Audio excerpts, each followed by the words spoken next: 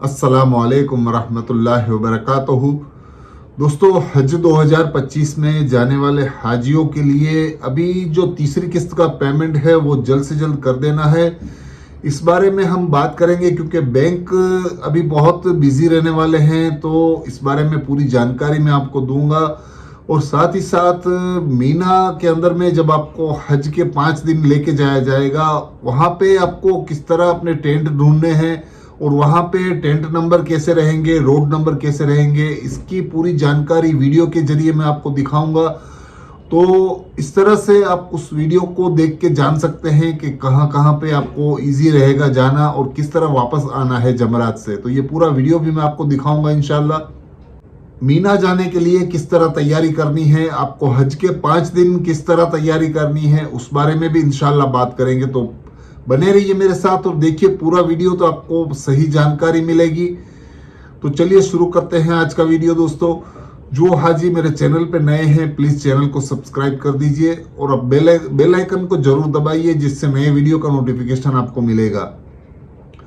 दोस्तों, हज 2025 में जाने वाले हाजी हैं, उनकी पेमेंट तीसरी किस्त भरने की आखिरी तारीख 3/4/2025 जो हज कमेटी ने अनाउंस की है, सर्कुलर नंबर 36 के अंदर में लिखा है। तो वो हिसाब से 3 तारीख बहुत नज़दीक आ रही है और रमज़ान का महीना चल रहा है। बहुत सारे हाजी रमज़ान के बाद सोच रहे हैं पेमेंट करेंगे, लेकिन अभी मार्च एंडिंग का महीना चल रहा है और क्लोजिंग रहता है अकाउंट का भी ये साल का, जिस वजह से बैंक भी बहुत बिजी रहते हैं और बैंक में काम रहने की वजह से बैंक बंद भी होते हैं।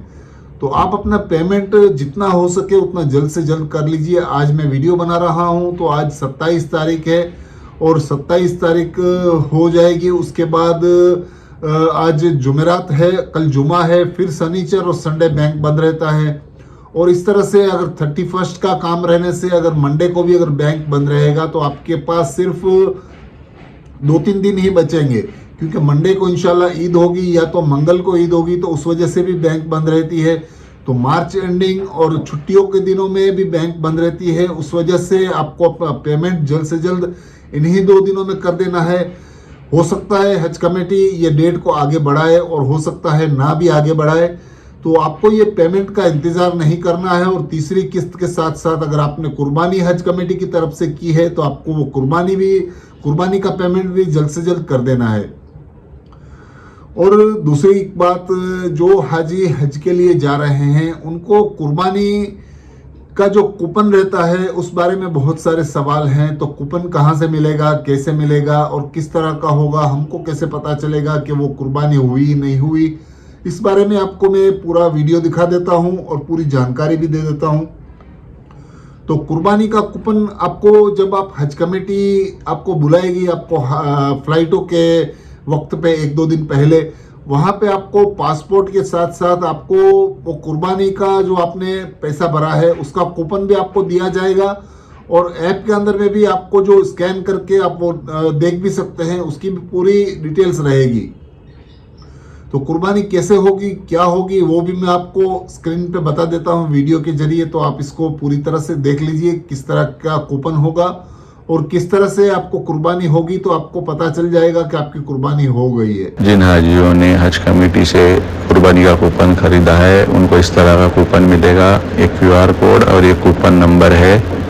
इसके ज़रिए और यहाँ पर आपका एक डिटेल है, बिल्डिंग नंबर, रूम नंबर, नाम वगैरह। एक QR कोड को अगर आप मोबाइल से स्कैन करेंगे तो ये आपको adai.org की वेबसाइट पे लेकर जाएगा ऑटोमेटिकली। वहाँ पर आपका कूपन नंबर फिल होगा और ये अगर आप नीचे देखेंगे तो ये एग्जीक्यूटेड लिखा हुआ आएगा, तो समझ लेना आपकी कुर्बानी हो गई है। और अगर QR कोड से नहीं आता है तो adai.org की वेबसाइट पर जाकर यहाँ पर ये कूपन नंबर डालेंगे और सर्च करेंगे तो आपका एग्जीक्यूटेड वाला जो अभी पहले बताया था वो वाला आपको स्क्रीन आ जाएगा। तो अगर एग्जीक्यूटेड लिख कर आ रहा है तो आपकी कुर्बानी हो गई है। तो दोस्तों, देखा आपने, इस तरह से आपकी जो कुर्बानी का कूपन है रहेगा और इस तरह से आपको ये पूरा डिटेल्स मालूम होगा और पूरी तरह से आप उसको चेक कर सकते हैं। और हज के 5 दिनों की तैयारियों में आप 8 जिलहज्जा को हज कमेटी की तरफ से आपकी बिल्डिंगों के पास रात को बसें लगाई जाती हैं और आपको रात से ही लेके जाया जाता है मीना के अंदर में। तो उसके लिए आपको जो तैयारियां करनी है वो कुछ खास तैयारियां आप याद रखिए, क्योंकि हज के लिए आप जा रहे हैं। जो मेन आपके 5 दिन हैं वही इम्पोर्टेंट है हज के।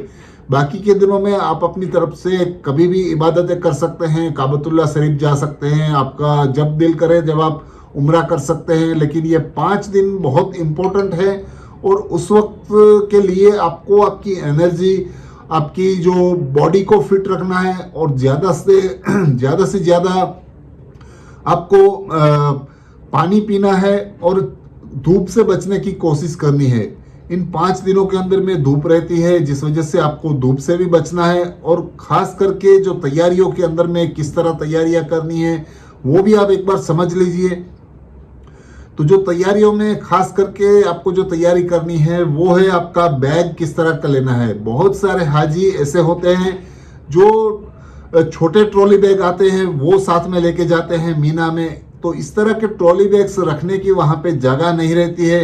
मीना के अंदर में टेंट के अंदर में एक छोटा सा आपकी बॉडी के हिसाब से एक छोटा आपको गद्दा दिया जाता है और उसके पास ही आपका सामान रखना होता है और वहाँ पे बिल्कुल भी जगह नहीं रहती है। तो आपको सामान इस तरह ले जाना है कि जो फ्लाइट के अंदर में आपका 7 किलो का जो कंधों पे पहनने का बैग है उसको आपको भरना है और उसके अंदर में ऐसी चीज़ें भरनी है जो खास हो, जो इम्पोर्टेंट हो, जैसे एहराम है, स्लीपर चप्पल है आपकी, और जो भी मेन चीज़ें खाने पीने की हैं उसको आप साथ ले लीजिए। छाता आप याद से लेके जाइए, छाता कभी मत भूलिए, क्योंकि 5 दिनों में धूप ज़्यादा रहती है और आप 5 दिन आपको धूप में रहना है। इस वजह से छाता वहाँ पे ज़रूर लेके जाए। और यहाँ से आप इंडिया से अच्छी क्वालिटी का 3 फोल्ड वाला छाता लेके जाएं, जिसकी वजह से आपको वो छाता आपके बैग में रह जाएगा। और एक साथ में एक रस्सी वाला बैग आता है छोटा सा, जिसके अंदर में हम लोग चप्पल वगैरह रखते हैं। वो रस्सी वाला छोटा सा बैग भी आप लेके जाएं, क्योंकि हर बार आप जमरात जाएंगे, आप मुज़दलिफ़ा जाएंगे और आप जिस तरह से वहाँ पे जाएंगे तो वो बड़ा बैग आपको साथ में लेके नहीं जाना है। उसको आपको मीना के आपके गद्दे के पास ही रख के जाना है। और जो छोटा सा जो बैग रहता है जिसमें हम चप्पल वगैरह रखते हैं, उस बैग के अंदर में आपको छाता रखना है, आपको सनग्लासेस रखने हैं, आपको पानी की बोतल रखनी है।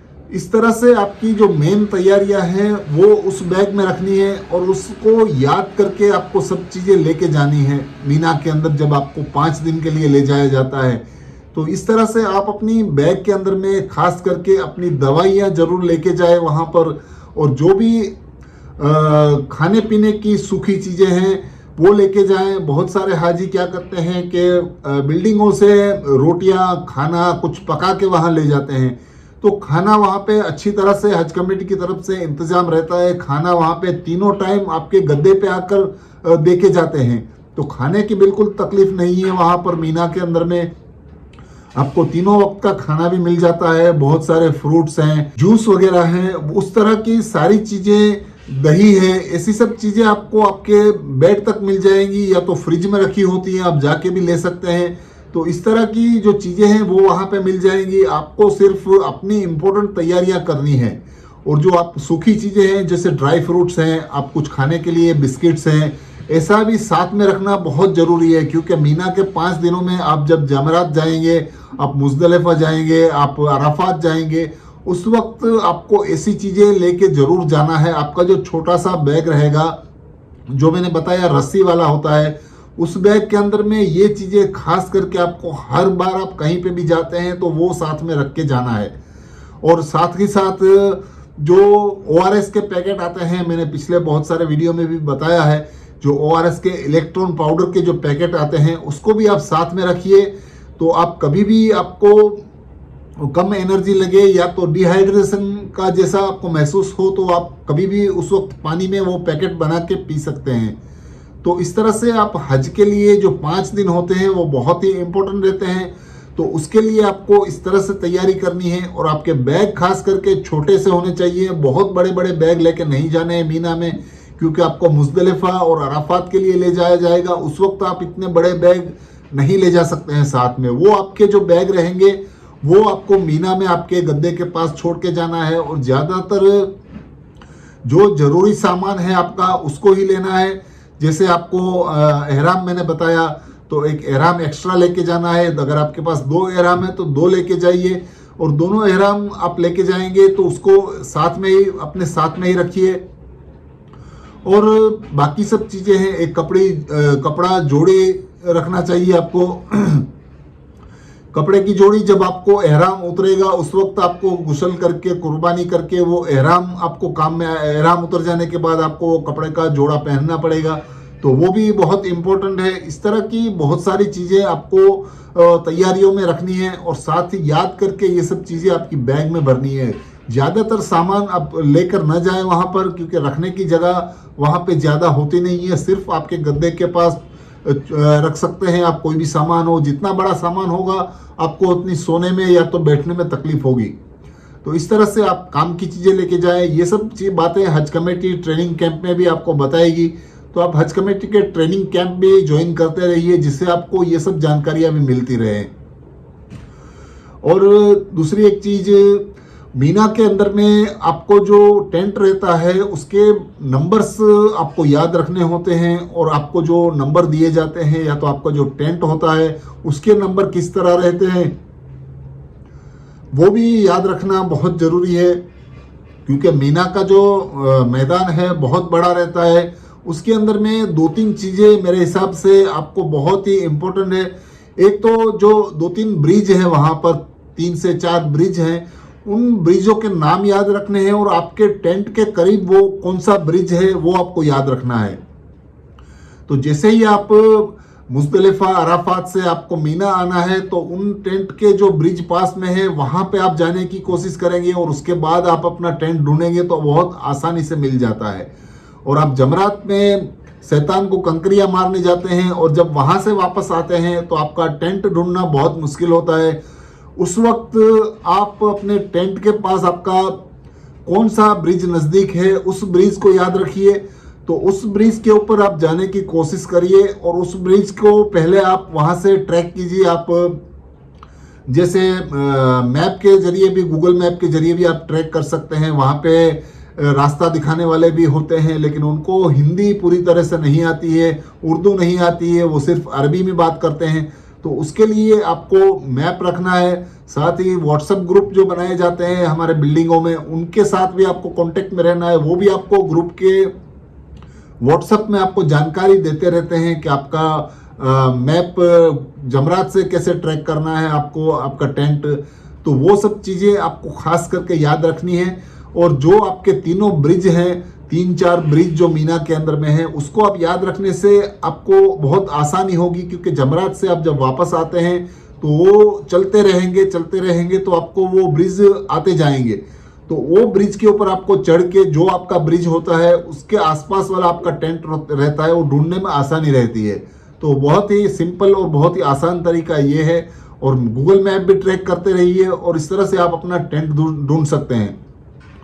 तो मीना के पूरे टेंट किस तरह रहेंगे उसके बारे में भी मैं आपको वीडियो दिखा देता हूं। तो ये वीडियो आप देखिए, आपको पूरी तरह से पता चल जाएगा कि किस तरह के वहां पे रोड्स रहेंगे और किस तरह के वहां टेंट नंबर रहेंगे। मीना 7 जोन में तकसीम किया गया है। जमरात से शुरू होता है और मुजदलिफा पे खत्म। मीना की मेन रोड जमरात से शुरू होती है और अरफात पे खत्म होती है, और ये 2 डिजिट नंबर होते हैं। और जो अंदरूनी छोटी सड़कें हैं वो 3 डिजिट नंबर्स की होती हैं, और वो अपने अपने जोन में ही रहती हैं। मीना से अरफात जाने वाली रोडें इवन नंबर की होती हैं, और मीना से अजीजिया जाने वाली सड़कें ऑड नंबर से होती हैं। हर खेमे का अपना खास नंबर होता है। उसका ऊपर का नंबर जो होता है वो कैंप नंबर होता है, और नीचे वाला नंबर रोड नंबर होता है। मीना के कुछ खास ब्रिजेस के नाम और नंबर हैं: king Khalid bridge 15 number, king Abdul Aziz bridge 25 number, और किंग फैसल 35 नंबर। जमरात की बिल्डिंग 4 फ्लोर्स की है, और हर फ्लोर पे जाने का अपना रास्ता है। ग्राउंड फ्लोर पे जाने के लिए रोड नंबर 56 और 62 है। फर्स्ट फ्लोर पे जाने के लिए रोड नंबर 1, 15 और 204। दूसरा फ्लोर सिर्फ उन हाजीज के लिए है जो मक्का से आ रहे हैं, और 4th फ्लोर है मेट्रो स्टेशन के लिए। जमरात से वापस मीना जाने के लिए आपको लेना पड़ेगा 50 नंबर रोड या 206। इस हज के दौरान बहुत सख्त गर्मी के इम्कानात हैं, तो आपसे गुजारिश है कि हर वक्त पानी पीते रहें, ज्यादा से ज्यादा छांव में रहें। तो देखा आपने ये पूरा वीडियो, आपको पूरी तरह से मालूमात हो गई होगी। तो इस तरह से आपको बहुत आसानी से आप अपना टेंट भी ढूंढ सकते हैं। तो दोस्तों ये थी पूरी जानकारी मीना के 5 दिनों में हज के लिए आपको ले जाया जाता है उसकी, और साथ ही साथ आपको पेमेंट भर देना है जो हज कमेटी ने बताया है उस तारीख से पहले। दोस्तों वीडियो अच्छा लगा है तो प्लीज मेरे चैनल को सब्सक्राइब कीजिए, लाइक कीजिए, शेयर कीजिए। अल्लाह हाफिज।